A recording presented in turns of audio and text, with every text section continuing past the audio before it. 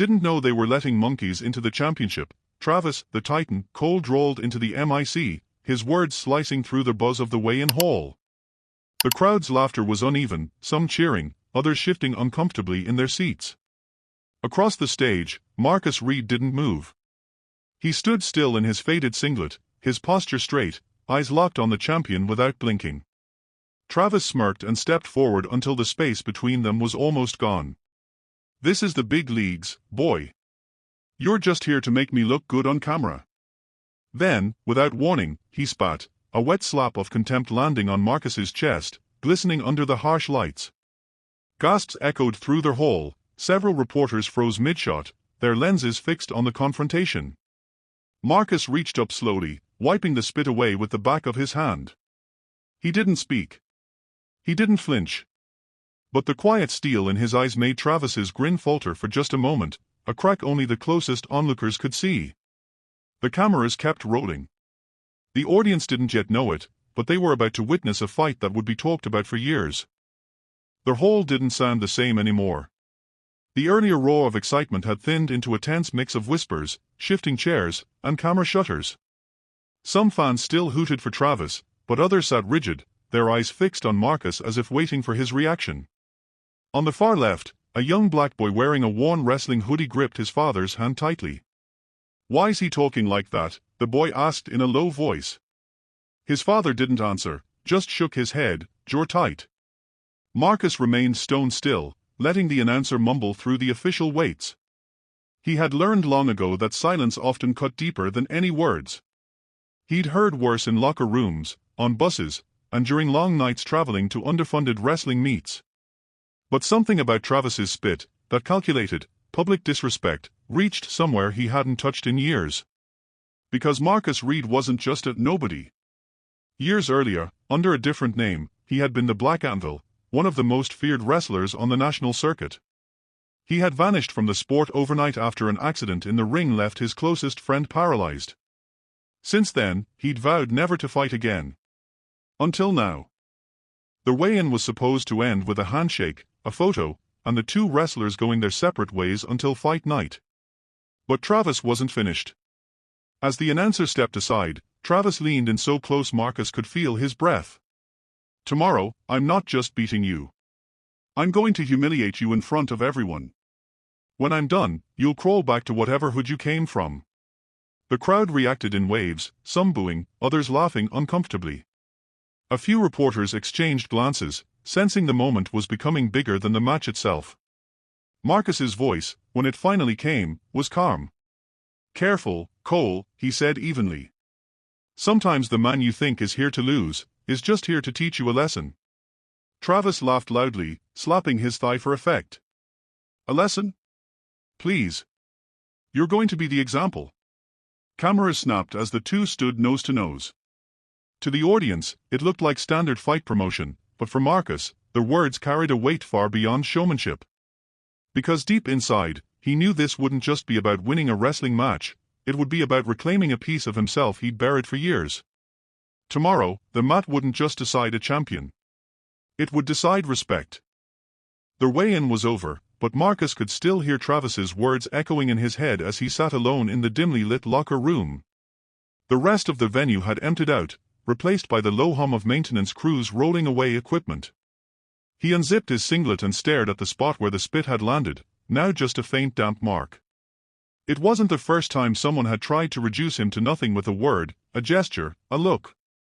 But this was different. It had been public, calculated, meant to strip away his dignity in front of thousands. He reached into his duffel bag and pulled out a folded photograph, him and Daniel Harlow, his best friend, his training partner, his brother in all but blood, standing on a podium years ago, gold medals around their necks. Daniel's grin was wide and unguarded, Marcus's arm rested across his shoulders. That was the night before the accident. One wrong landing. One snap of the neck. One life changed forever. Marcus had walked away from wrestling that day, convinced he'd never set foot on a mat again. But tomorrow, for the first time in years, he felt the fire coming back. Not for the title. Not for the glory. The arena pulsed with energy, every seat filled, the air thick with the scent of popcorn, sweat, and anticipation. Giant screens above the mat replayed the moment from the weigh-in, Travis's smirk, the spit, the crowd's gasp, over and over, feeding the hype. Each time it played, boos mixed with cheers, dividing the crowd into two camps.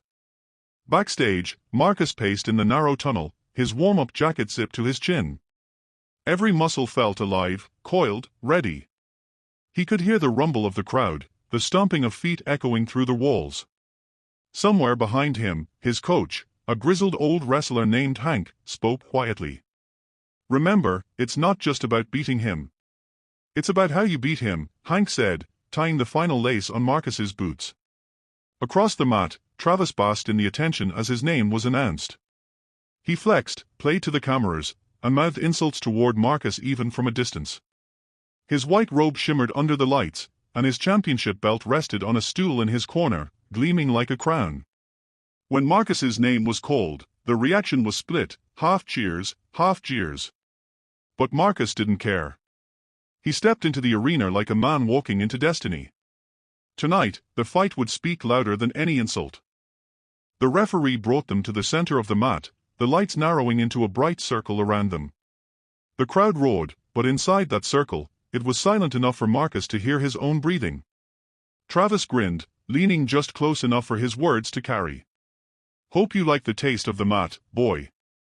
Marcus said nothing. His eyes never left Travis's, and something in that quiet, unwavering stare made the champion's smile tighten. The whistle blew. Travis exploded forward, arms shooting for a quick takedown, confident this fight would end fast. But Marcus moved like water, sidestepping with a grace that belied his size. In one smooth motion, he countered, forcing Travis off balance. Gasps rippled through the crowd. The two circled again. Travis's grin had thinned into something harder, his breathing already heavier than expected. He lunged again, this time with more force, but Marcus caught his wrist, twisting into a defensive hold so precise it looked effortless. From the front rows, a few voices shouted in surprise. They'd come expecting a massacre. Instead, they were seeing control, quiet, calculated control, from a man they'd been told was a nobody. And Travis was realizing he'd underestimated his opponent. Badly. Midway through the second round, the match's rhythm shifted. The first minutes had been a test, feints, counters, and calculated moves, but now Marcus's control was undeniable. Travis's chest heaved, sweat dripping down his temples. Each time he lunged, Marcus was there, redirecting his power, making the champion burn energy without gaining ground. The crowd had caught on, their cheers no longer evenly split. More and more voices chanted Marcus's name, the sound building like a drumbeat. Frustration flashed in Travis's eyes. He charged again, recklessly this time, aiming to drive Marcus off the mat. But Marcus sidestepped and hooked an arm around him, flipping him clean over with a move so fast the audience barely saw it happen. The thud of Travis hitting the mat echoed like a gunshot. Gasps turned to roars. Cameras zoomed in on Travis's stunned expression as he scrambled back to his feet, disbelief etched across his face. Marcus didn't gloat. He simply reset his stance, eyes locked on the man who had spat on him less than 24 hours ago. From the commentary booth, one of the announcers said what everyone was thinking. This isn't the fight Travis Cole thought he signed up for. By the final round, the crowd was no longer divided, they were on their feet, roaring for Marcus. Every movement he made seemed deliberate, every counter a quiet statement that echoed louder than Travis's insults from the night before. Travis was desperate now, swinging between wild aggression and sloppy defense. His once confident smirk was gone, replaced by clenched teeth and eyes darting for openings that never came. Then it happened. Marcus feinted left, drew Travis into overcommitting, and in one seamless motion, lifted the champion clean off his feet. The arena erupted as Travis's back slammed into the mat with a force that left him winded, sprawled, and staring at the lights. Marcus released him, stepping back as the referee moved in. But he didn't turn away. He extended a hand, the same hand Travis had refused to shake during the weigh-in. The gesture wasn't smug, it was pure dominance wrapped in sportsmanship. Travis hesitated, the crowd chanting louder, until finally, he took it. Marcus pulled him up, then leaned in and spoke just loud enough for the cameras to catch. That's how a man earns respect. The roar that followed shook the rafters. Travis had been beaten, in skill, in spirit, and in pride. The bell rang, and the referee raised Marcus's arm high. Flashbulbs exploded across the arena, the chants of Marcos. Marcos, echoing like thunder. Travis stood in the background, chest heaving, eyes downcast, the championship belt no longer his.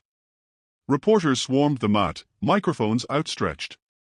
"Marcus, what does this victory mean to you?" one shouted over the noise. Marcus glanced toward the giant screen where, on replay, the weigh-in moment looped again, Travis's spit, his own silent stare, and now the slam that had ended it all. "This isn't about me," Marcus said, his voice steady.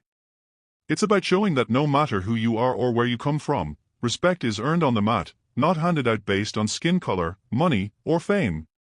The crowd roared again, even louder. Somewhere in the front row, the young boy from the weigh-in smiled wide, pumping his fist in the air. Travis approached slowly, shoulders slumped. He muttered something into Marcus's ear, not for the cameras, but the sincerity in his face was clear. Marcus gave a single nod. As the two walked off the mat side by side, the arena knew they'd witnessed more than just a wrestling match. They'd seen dignity win. Weeks later, clips from the match were everywhere, on sports channels, social media feeds, and even talk shows. But it wasn't just the winning slam people replayed. It was the entire story, the weigh-in insult, the spit, the silent stare, and the hand extended in victory. Marcus Reed had gone from an unknown name to a symbol of discipline and composure under fire. Interviews poured in, but he always gave the same answer when asked about Travis Cole. "People make mistakes," Marcus would say. "What matters is whether they learn from them." At a youth wrestling camp in Detroit, Marcus stood in front of a group of kids, including the young boy from the front row that night. "In wrestling, like in life, you don't have to shout to be strong," he told them. "Your actions will speak louder than anything you say." Meanwhile, Travis returned to competition, quieter and humbler. In a rare joint interview months later, he admitted, "That fight changed me. Marcus didn't just beat me, he showed me what respect looks like."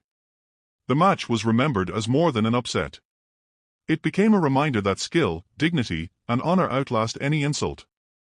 And in wrestling history, it had a name: the night respect won. If you love the story, please subscribe for more heroic stories like this. Feel free to like and comment how you feel.